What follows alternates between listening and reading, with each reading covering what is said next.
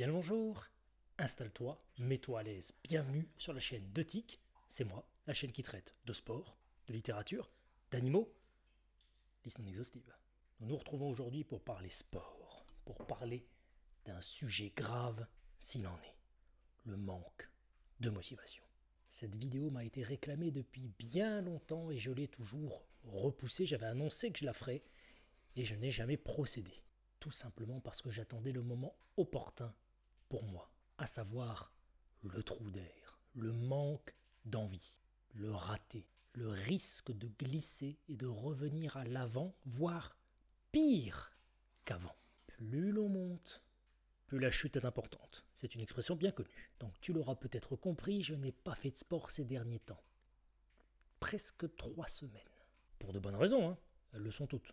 Une alerte au poumon qui m'a rappelé les joies du pneumothorax. Pendant 10 jours, j'ai vraiment pas été bien. Ça a fini par rentrer dans l'ordre et j'ai planifié mon retour à l'entraînement. Sauf que, ce jour-là, précisément, un incident au boulot. Alors que j'avais travaillé toute la journée, j'ai été contraint de sortir et de faire presque toute la nuit. Ça va me dérégler pour toute la semaine et ça fera que je ne trouverai pas l'énergie pour réaliser mes entraînements. Semaine suivante, rebelote, le lundi, journée complète, plus sortie toute la nuit, défoncé. Pourtant, psychologiquement, j'ai tout fait pour être prêt le mercredi. Sauf que, vous avez pu le voir, ceux qui me suivent sur Facebook, le lien est dans la description, mon train est tombé en panne. Donc je suis resté bloqué en gare de 17h à 21h, avec retour à la maison à 21h30 et le stream dans la foulée. Entraînement annulé du mercredi. Le vendredi, j'ai été contraint de l'annuler également, tout simplement parce qu'en ce moment, je bricole. Et ce bricolage était plus important que mon entraînement à ce moment-là. La vie, quoi. Faute à pas de chance, enchaînement malheureux. Quoi qu'il en soit, tu vois le schéma qui est en train de se mettre en place là. Commencer à faire du sport, certes, c'est difficile. Mais on rentre rapidement dans la phase où tout est simple.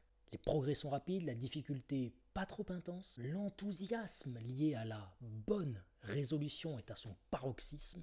Les semaines passant, cet enthousiasme de départ disparaît, laisse place à la motivation qui, peu à peu, finit par s'estomper. Mais alors, comment faire pour rester motivé ? Alors si mes montages de miniatures de qualité et mes titres sont parfois clickbait, le contenu jamais. Donc la réponse est simple. Ce n'est pas possible.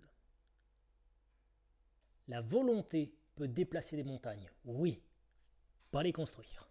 Est-ce que ça veut dire que tu vas fatalement cesser de faire du sport ? Oh non, loin de là. Ce que j'essaie de te faire comprendre, c'est que si tu mises sur la volonté et l'enthousiasme uniquement, le mur est au bout du chemin. Il y a des façons de booster sa motivation. Voyons-en quelques-unes ensemble. 1. Se fixer des objectifs. Exemple, être capable de faire 10 pompes à la fin du mois, alors qu'actuellement t'en fais que 2. C'est possible que tu y arrives, et ça te donnera un petit boost d'endorphine qui te donnera l'envie sans doute de te fixer d'autres objectifs. Attention toutefois à ne pas se fixer des objectifs inatteignables. Faire 1000 pompes à la fin du mois en moins d'une heure, c'était le challenge, il y a peu, alors qu'actuellement, t'en fais que 2. C'est le meilleur moyen de te décourager. Il y a la possibilité de faire du sport en groupe. S'inscrire à 2, 3 dans une salle de sport. Ça peut marcher, un temps, mais la problématique reste la même. Quand la motivation de l'un des deux va flancher, que fera l'autre ? Et oui, s'il y en a un qui commence à rater une séance dans la semaine, puis 2, puis toutes les séances d'une semaine, d'un mois, comment vas-tu réagir ? Il n'y a pas de solution miracle, mais je te propose les miennes. Ce sont celles qui font que malgré ma sortie de route, je reste persuadé que je vais reprendre mon entraînement et ma progression. C'est une méthode qui se résume en 5 points. Le premier, avoir un but. Faire du sport pour faire du sport, c'est noble, mais bon. Ce but peut être vague. Mettre toutes les chances de son côté d'être en bonne santé, améliorer sa capacité de concentration au cours de la journée, avoir plus d'énergie dans sa journée, ça peut être purement axé sur les performances, être capable de réaliser X séries de tractions, par exemple, être axé uniquement sur le physique, avoir un beau corps pour la plage, pour l'été, pourquoi pas. Et de ce but découleront les autres points. On y vient de suite. 2. Avoir un plan d'entraînement. Je t'ai mis le détail de mes sessions d'entraînement dans mes vidéos progression de mon entraînement. Je ne réfléchis pas en entrant dans mon home gym. Je m'échauffe, puis je fais mes exos. Je ne suis pas en train de me demander qu'est-ce que je pourrais bien faire pour les pectoraux aujourd'hui. Non. Le plan d'entraînement se fait avant l'entraînement, pour l'entraînement, et se modifie après l'entraînement, pour l'entraînement suivant. Exemple, tiens, aujourd'hui je l'ai vraiment bien senti sur les mollets, je rajouterai 1 kilo la prochaine fois. À la passe-partout. 3. Se fixer des jours d'entraînement. On ne va pas au sport, que ce soit dans son home gym, dans une salle de sport, dans un club, quand on a un créneau libre, au hasard. Le créneau est fixe autant en heure de début qu'en amplitude horaire. Et si on rate exceptionnellement un entraînement, on saute toute pression, ce n'est pas grave. On ne cherche pas à la rattraper le jour d'après. Au contraire, regarde, je n'ai pas pu m'entraîner ces 3 dernières semaines. Eh bien, c'est l'équivalent d'avoir laissé mon corps au repos pour attaquer bien plus frais les prochaines sessions d'entraînement. Voilà tout. Si par contre un de tes créneaux saute constamment, il s'agit de le replanifier. C'est qu'il ne va pas à l'endroit où il est prévu. 4. Mesurer ses progrès. On appelle ça un cahier d'entraînement. Tu peux y noter tout ce à quoi tu accordes de l'importance. Au minimum, il faut noter les exercices de ta séance avec le nombre de séries, de répétitions, le poids associé et les temps de repos. Tu peux y ajouter le suivi de ton poids, si tu veux le suivre dans le temps. Ou par exemple tes mensurations, ton tour de cuisse, de bras, bon, ça c'est quelque chose qui me passe un peu au-dessus. Ou tout autre élément que tu pourrais juger utile au suivi de ton objectif. Qualité de ta concentration dans la journée, niveau d'énergie, etc. etc. 5. Mets-toi une pression sociale. Parle-en autour de toi. Dis-moi en commentaire quel sera le contenu et la date de ton prochain entraînement. Expose ton projet à tes amis, proches. Pas forcément la peine d'en parler à la boulangère, quand bien même. Si tu as annoncé à tes collègues que tu allais courir ce soir, il y a fort à parier que demain, ils te demandent comment ça s'est déroulé. Et tu pourras alors fièrement leur dire « Oh, pas mal, j'ai couru 10 minutes pour une première fois, je suis content. Par contre, jeudi, j'ai prévu de courir une bonne demi-heure, histoire de progresser, blablabla. Bla, bla, bla, bla. » Et jeudi, donc, tes collègues devraient te dire « Alors, c'est aujourd'hui que tu ressors courir ?» Pression positive.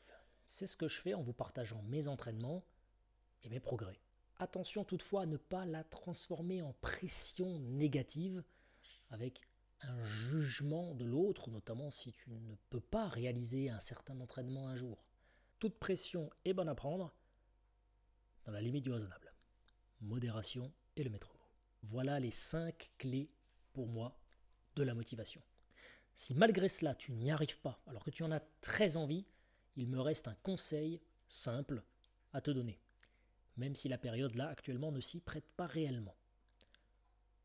Pour te défouler, pour réaliser ce sport que tu as tant envie de faire, trouve un sport qui te convient. Un sport collectif. Basket, football, handball, water polo, touch rugby, rugby, ultimate frisbee.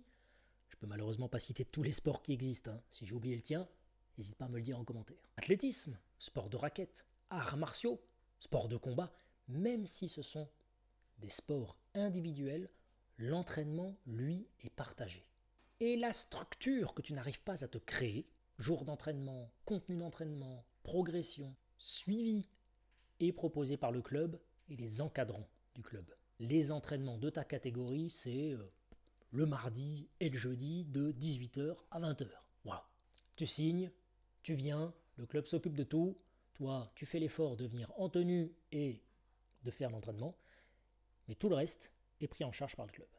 Avec un sport collectif, tu pourras passer de l'étape de volonté à celle de motivation, puis à celle de l'émulation, se faire ensemble, se faire corps, aller au combat ensemble, mourir ensemble, te donnera l'envie d'y retourner. C'est ce qui fait d'ailleurs l'engouement de ce sport, de cette machine à blesser qu'est le CrossFit.